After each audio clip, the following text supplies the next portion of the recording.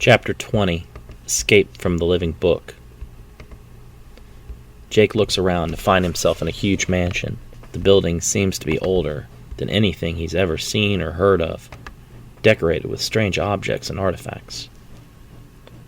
What is this place? He wonders. This is the inside of the Book of the Black Earth, a voice says from behind. Jake recognizes the man from Yamura's memories. Yasion. You're the bastard that let him out the first time. I had hoped that my traits would not endure this long in the generations to come, but I'm afraid that the condition of your heart allowed for his return. Why am I here? For that matter, how is here even here? That girl, Danny, she placed your spirit here so that it would not be destroyed. I believe that in her you have an unexpected ally. Jake looks around further, seeing only more doors. I thought the book was, well, a book. The text is only a shell covering the true power within. The book is really its own separate dimension, used to contain the records of all of Earth's history by the Heirloom, the Yazatan scribes. They call it a living book. Where's the exit? I have to stop Yamura, Jake asks, having no interest in the history of the book, only in how it can be used to help him get free. There is no exit. I have been here for countless ages, and have tried every single door. There's no way to reach the outside world from within. Jake tries to open several doors, but they will not budge. He looks down the seemingly endless hallway and is filled with despair. There truly seems to be no way out. There has to be a way out of here, Jake reassures himself. If you can get inside, there has to be a back door someplace. There is no escape. This world is our purgatory. We have been cursed to learn the progression of history, unable to lift a finger to change anything. We? There are others here besides us? Anyone that has disobeyed the commands of the Yazata and read aloud from the book is cursed to be trapped here for all eternity once they die. Numerous magicians and scholars from past centuries, even the priest king of Arcanus, reside here. The king of Levant and his consort have been cursed to this unending existence, along with all of us. If there are magicians here, then maybe there's a way to magically make an exit. Listen to yourself. Do you believe that every possibility has not been attempted? Magic does not function in this place. Even the simplest spells fail instantly. Jake sprints down the hallway past Yasion. The hallway begins to morph and elongate into an endless path the further he progresses. The space warps in response to your movement. That way, one can never find the edge where this dimension touches the next, Yasion explains. Jake curses in frustration, turning towards the nearest door and kicking it with all of his might. The door does not give at all, and he bounces off back against the wall. I'm sorry, child. Such is the fate of all cursed to this hell, Yasion says. I'm not dead. I never even read anything from that stupid book. I will get out of here somehow. That is just not possible. This realm was perfectly constructed by the Yazata as a punishment for all humans who read aloud from the book and unleashed evil upon their world. Jake punches the wall in anger and shouts at his ancestor. I didn't do any of that. I was put here by magic, and that means there is a way out, Jake shouts, kicking at the nearest door again. A dark-skinned man with thick black facial hair covering nearly his entire face exits from one of the doors down the hall. What is all this nonsense? Asks Alongar, the former priest king of the destroyed city of Arcanus. Jake notices that the man exits from a door he had previously tried to open. The space must have warped again. That means that some of these doors do open. They just shift around, Jake thinks. Another poor soul has found the accursed book, Alongar says, looking at Jake in pity. I didn't read aloud from that book, and I won't be here long. I'm going to find a way out, Jake says. There is no way out. I was condemned to this place thousands of years ago. I have exercised every possible avenue of escape. I heard the same thing from him. It doesn't matter. I won't give up, Jake replies, brushing them both off and continuing to examine the doors. Yamura leaves the dojo, using the newfound full control of Jake's senses to track his nearest relative. he discovers that only a few miles away is the one that Danny identified as Mitch. No longer having to be cautious and eliminate Rusty or Gator first, Yamura feels now that he is able to freely kill whoever he pleases and in any order. His confidence is so high that he does not believe anyone could stop him. Mitch walks past several of his fellow football players in the kitchen to reach the keg. Wrapped in a towel and sitting in a large red barrel, the keg is the most popular spot in the house. He primes the handle a few times before filling his disposable red cup with the foamy, yellowish beverage. "Awesome party, Todd," Mitch says, giving Todd Kaysen a high five as he leans against the doorway, talking to 3 freshman girls. "Hell yeah, it is," Brad shouts, giving them a thumbs up as he sits on the kitchen counter with a brunette's head between his legs.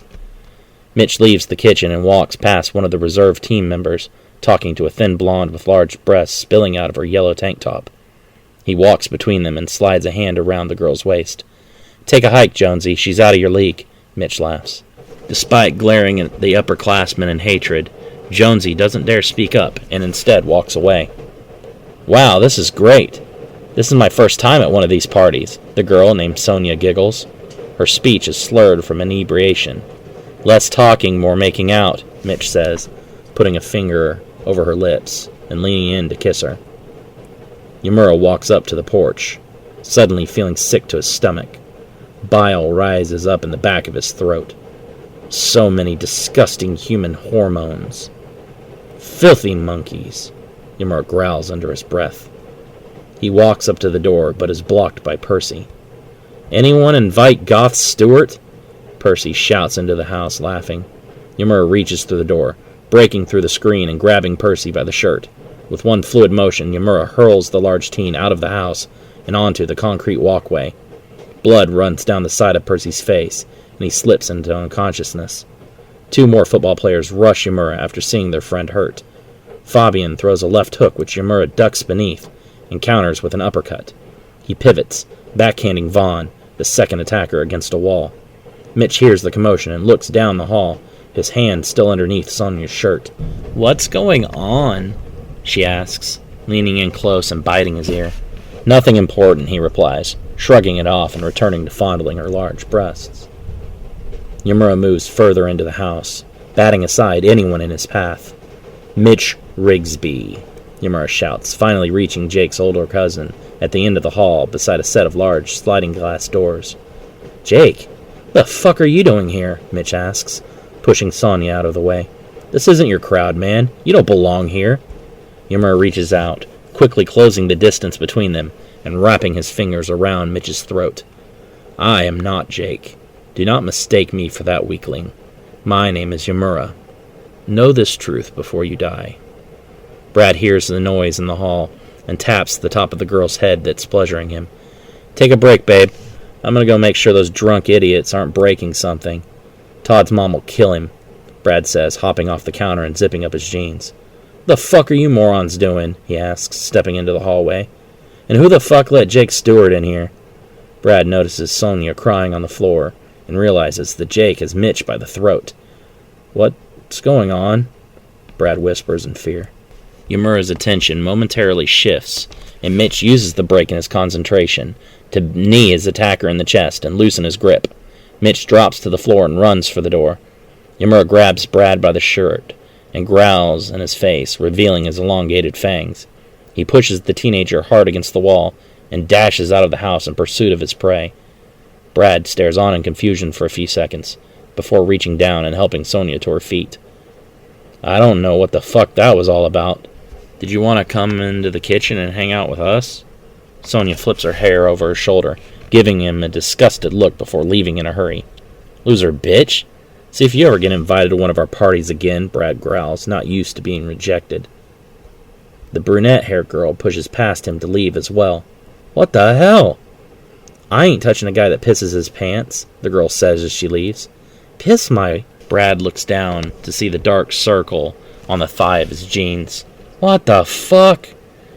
Mitch leaps into his truck and peels out, leaving Yamura literally in its dust. "What's wrong with me? Jake is a loser. Why did I just run away from him?" Mitch wonders.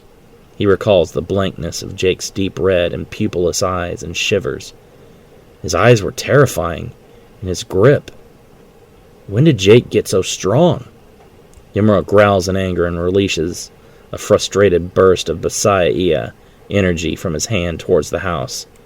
The energy explodes through the wall and collapses the porch as the siding catches on fire.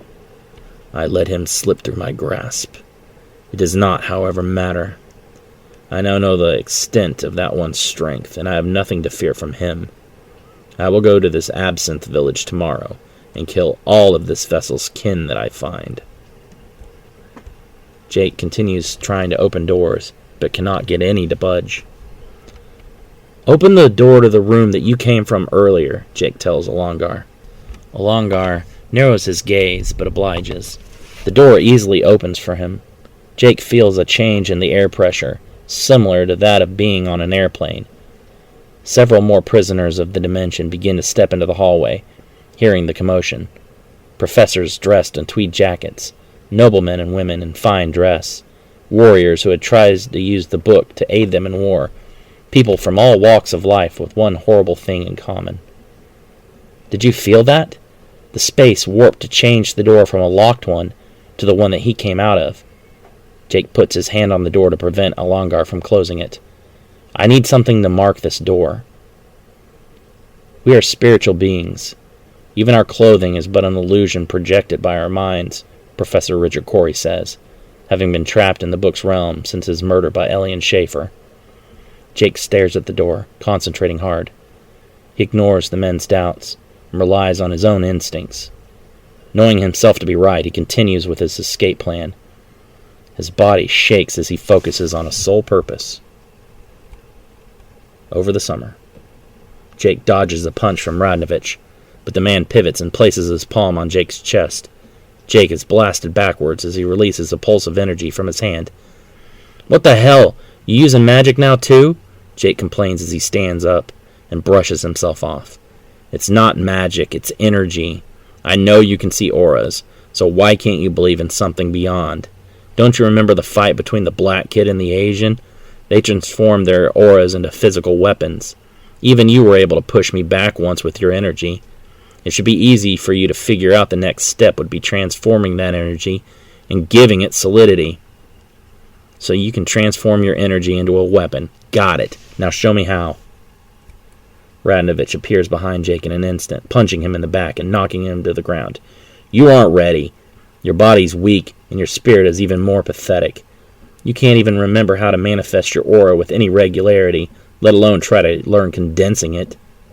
Jake digs his fingers into the earth, forcing himself back to his base.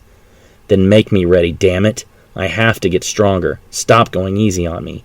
I have to learn everything you know. Radnovich chuckles. You really do have a death wish, kid. But how can I say no to such a heartfelt plea like that? Jake continues to shake as a faint glow encompasses his form.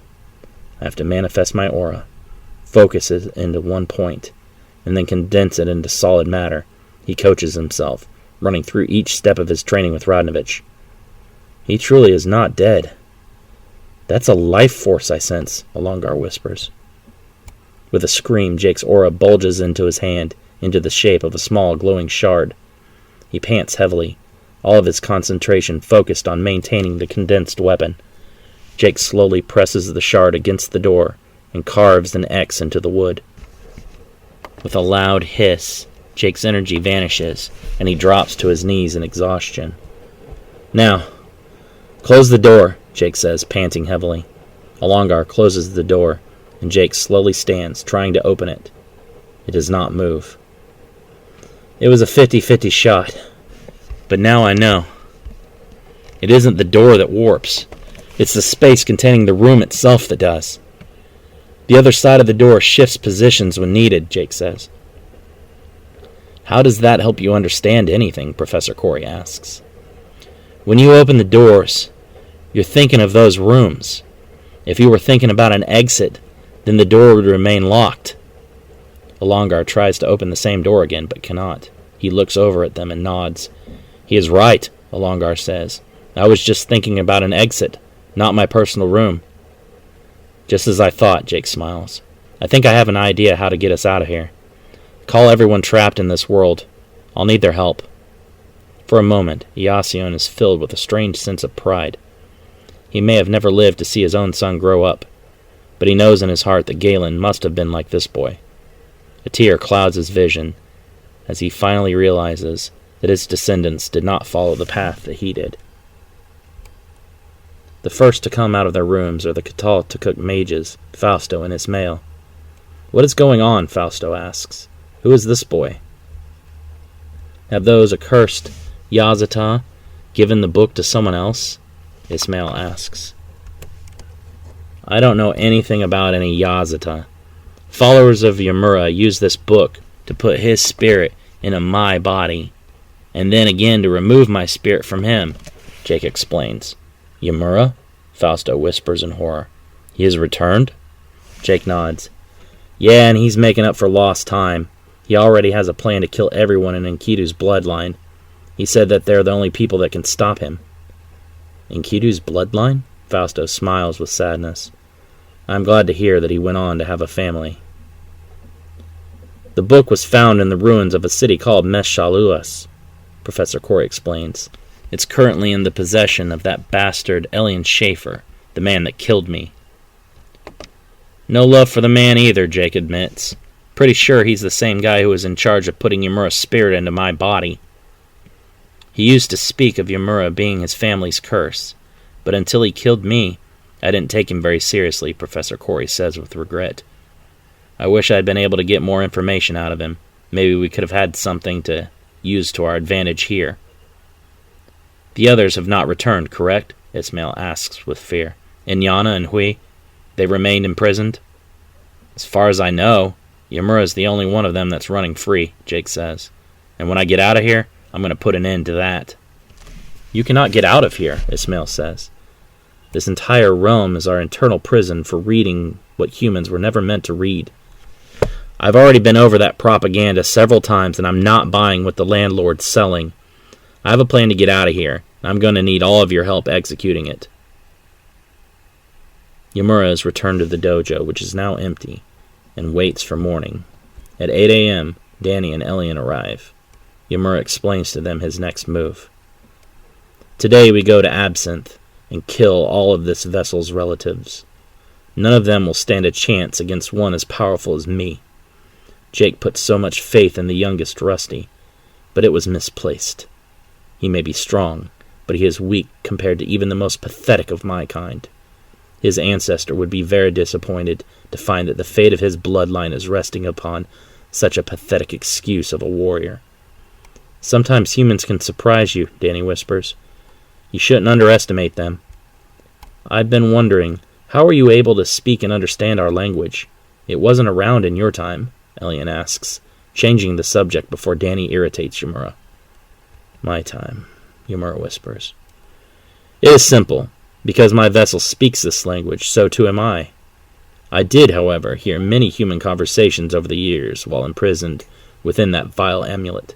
I could hear, yet I could not interact." Elian pauses with a frightful realization. If Yamura could only listen and could not speak, who was that was guiding me to find the book all those years? Yamura stands ready as the cursed souls within the book prepare to follow his plan. Several doors each have 2 people standing in front of them, awaiting Jake's command. "On my mark, open the doors while thinking of each of your separate rooms. The space shouldn't be able to warp 2 rooms into one, and while it attempts to do so, it will leave a spatial gap. One door will temporarily lead to a hole where one of the rooms used to occupy," Jake says. "That empty space will be the only part of this realm not governed by its rules, and then it will become the exit." Jake tenses, taking a deep breath. "Open the doors, now!"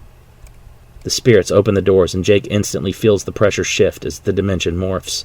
He quickly pulls open the door in front of him, thinking of the exit.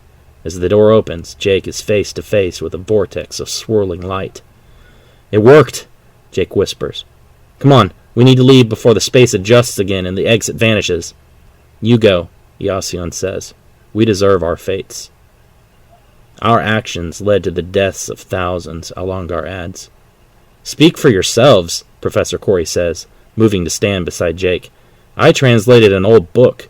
Do you know how many crazy mythologies and curses that I've read that never came to pass? I never believed any of this to be true for a second until that madman killed me." "I agree with my fellow academic," the magician Refugio of Levant says. "How are we meant to be punished for merely reading a book? Is that not what you're supposed to do with a book? Not all of us were visited by Grigori Yazata, hoping to tempt us with power. Some of us were simply curious for knowledge." The Yazata issued their warning. This is their punishment for not heeding their words. "We cannot cheat destiny," says Elish, a thin woman with long black hair that hangs down in ringlets, and is the consort to the 5th king of Levant. "I did not even believe in Yazata or gods before all this," Professor Corey says. "Am I still supposed to be held responsible for the curses of beings I don't even believe in?" "When have humans ever had to believe in a power for it to affect them?" Elish asks. "The Yazata are real, and so is their curse. We have all learned the hard way, but our fates are all the same." "We used the book to save our city and stop the Sicarii," Fausto says. "How do you think we feel? Instead of going to paradise as heroes, we have been relegated to this purgatory for thousands of years." "There's no higher purpose or power controlling this book," Ismail explains. "The simple rule is, if you read from the book, you come here when you die. The curse does not take into consideration any motives or intentions. It is a yes or no situation. So no one will be angry or even notice when we clear out of this place," Jake says. "We are conducting a full evacuation of this world. I'm not leaving anyone behind." "Some of us deserve our punishment," Yasion says. "I am responsible for countless deaths." "Then you can take up your penance in hell like any other sinner, but the rest of us would like to leave very much," Fausto says. "I did not give my life just to be trapped in a book forever. I fully intend to spend the rest of my eternity drinking from divine vineyards." Ismail puts a hand on Fausto's shoulder. "And I shall enjoy sharing that with you. I would also like to see all of those that we left behind again. Now that time has passed for them, and they have lived long and full lives." "You can all leave, but I am staying," Yasin says. "I deserve this fate." "I'm taking all of you with me. No more arguments," Jake growls, grabbing Alicia's arm and slinging her through the vortex. "Now come on." "Hold on," Fausto says. "Do you have a plan to stop Yamura? It took 7 of us, supported by Enkidu, to defeat him the last time. Do you have that kind of support?" "The only magicians I know are Danny and Scrimar, and I doubt Scrimar would help me even if I asked." "I will have to find another way," Jake says.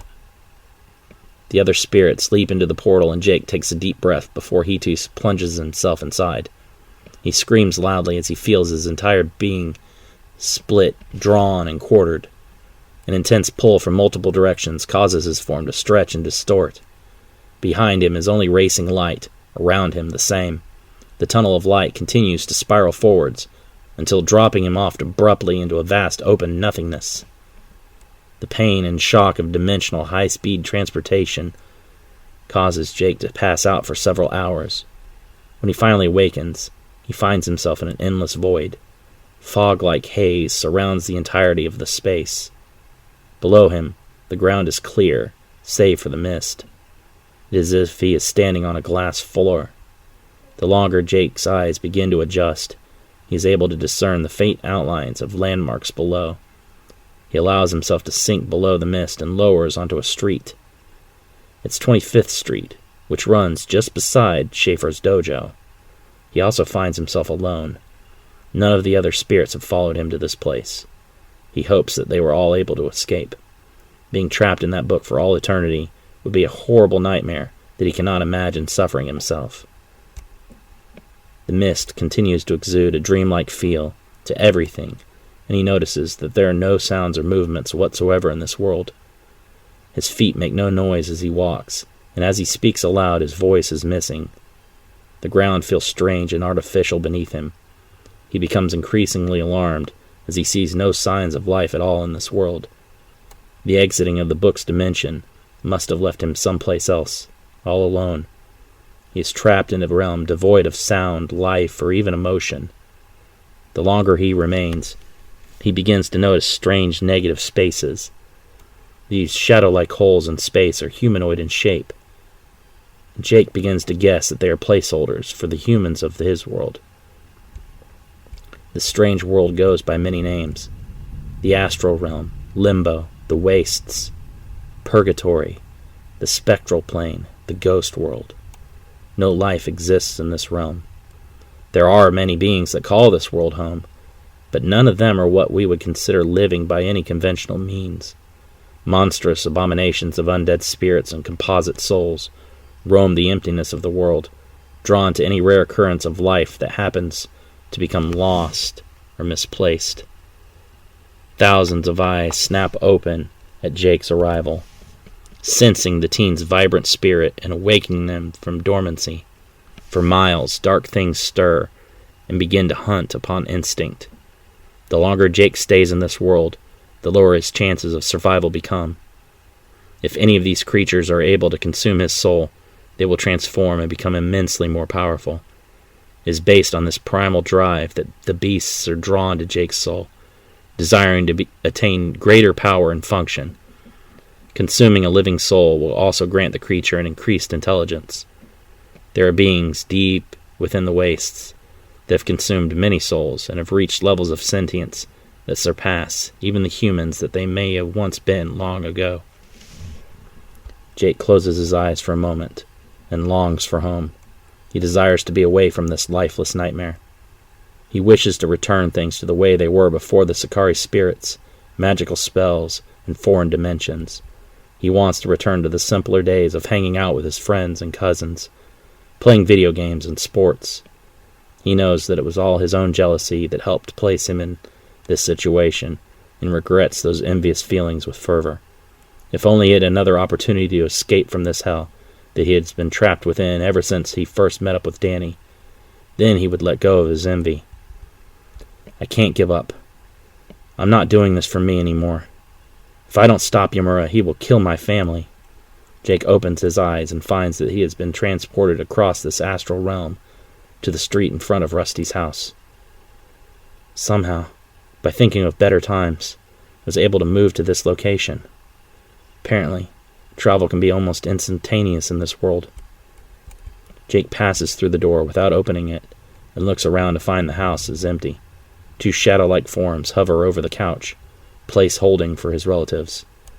He moves upstairs, searching for a way to leave Rusty a message. He notices that Derek's computer has been left turned on. Jake tries to type, but his hands will not interact with the keys. "I'm not a ghost, damn it!" Jake shouts. Finally, through his anger, Jake is able to press down one of the keys. With concentration and time, he leaves Rusty a short message. "Man, that really drains you.